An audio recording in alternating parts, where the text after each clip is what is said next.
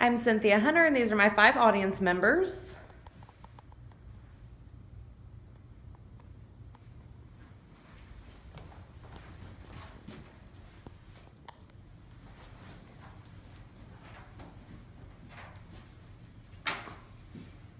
Picture yourself being in the position of being unemployed.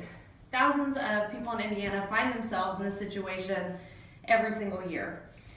So they tend to go through feelings of feeling inadequate, embarrassment, or even shame. And then imagine after that having to take that long walk down to the government office and ask for assistance. How would it feel to be denied the amount of assistance it actually takes to survive in this economy? And that you see other people getting it and you're not. Not being able to pay your rent, have money for your groceries, gas, things like that. Millions of dollars are given away every single year to people who use TANF or SNAP. TANF is Temporary Assistance for Needy Families, and SNAP is the Supplemental Nutrition Assistance Program, or food stamps. So in order to provide a more effective way of spending our government dollars when it comes to the welfare system, we need to be looking at drug testing and drug screening people before they are able to get assistance. So according to the Colorado State Representative Jerry Sonnenberg in an article published by the Associated Press in July of 2012, he states, if you have enough money to buy drugs, then you don't need that assistance.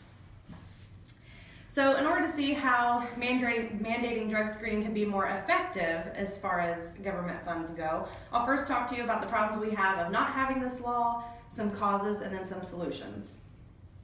I will also show you the current statistics that are out there of states that currently have laws in place, and then hopefully together we can make America great again, as our current president repeatedly tells us. So working in the customer service industry, I've seen lots of people who live day to day and they're struggling trying to make ends meet in this economy. So how is it that some people you see are perfectly capable of working are either unemployed or underemployed and are just getting lots of money from assistance? Just remember that that's our tax money and we pay for that. So in my current position, I have the responsibility of hiring nurses and certified nursing assistants. And upon being hired, one must submit to a urine drug screen. If that drug screen comes up positive for an illegal substance, they cannot be hired. But they can rest assured that they can then walk down the street to the local government office and apply for assistance. According to the Concordian in January of 2017, there was an article published and during the Great Depression, and people used to say that when a man was down on his luck, he went west, and now he goes to welfare. Unfortunately, this system was actually developed during a time like this to help people who were struggling during the Great Depression. Unfortunately, nowadays, it has come to just be the American routine. Some of the problems that we have with our current system is that it's a very easy process to get. You just simply go down, you fill out an application, and then there will be some type of screening process where they talk to you about your income, how many people are living in your house, so you, dependents versus how much you make. So if I were a single mother of 2 children, I could go down and apply, and the government would tell me that I need to bring home my net pay, which is after taxes, less than $1,680 a month. So, however, there's no stipulation on a drug policy. So if I do that, if I go apply for a job and I do not get hired because I test positive for an illegal substance, I can then go right down to that office and I will be accepted for benefits. So some states have adopted various laws in regards to drug testing, and I will go over a few of those.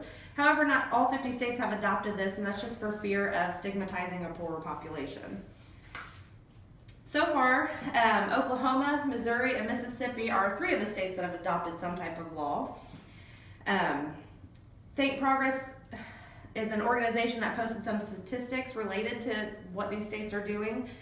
And in an article published by Bryce Coverty in February of 2015, Oklahoma passed their law in 2012, and they test if anybody shows a reasonable cause. So, from November 2012 to November 2013, there were approximately 3,342 people who applied for TANF or SNAP.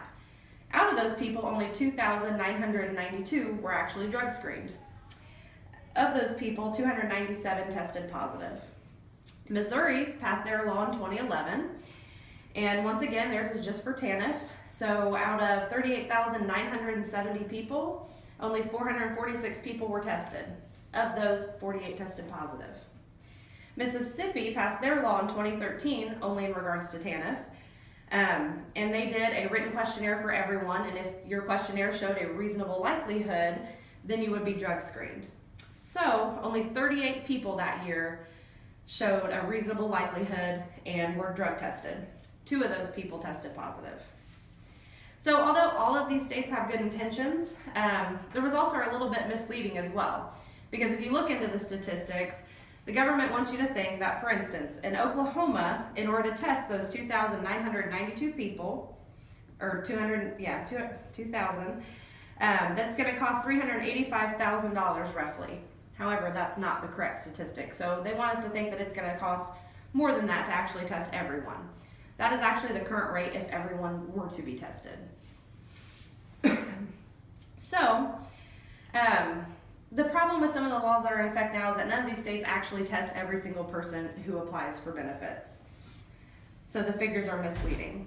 And this data tends to make people really reluctant. TANF and SNAP need to go to people who are truly needy and could benefit, and drug screening is one way to get through this and weed these people out of the system. That way it can go to people who are struggling.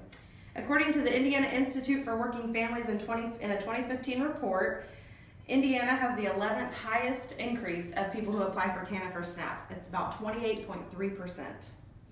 So remember, it's our tax money that's paying for all this. The National Conference of State Legislatures in March of 2016 showed that 15 states have currently adopted this law. However, that's not enough. There are 50.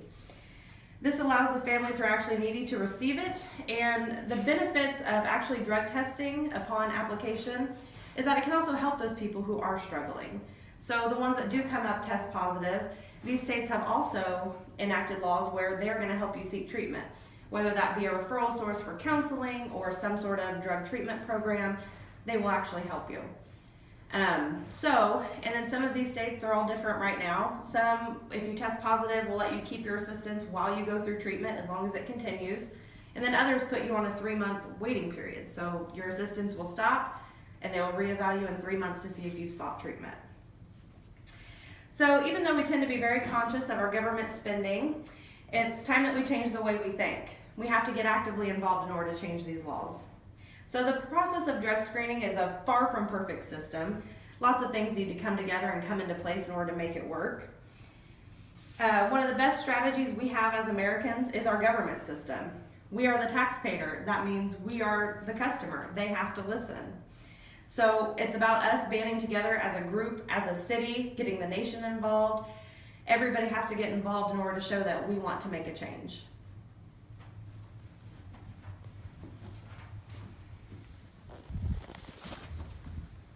These are my 5 audience members.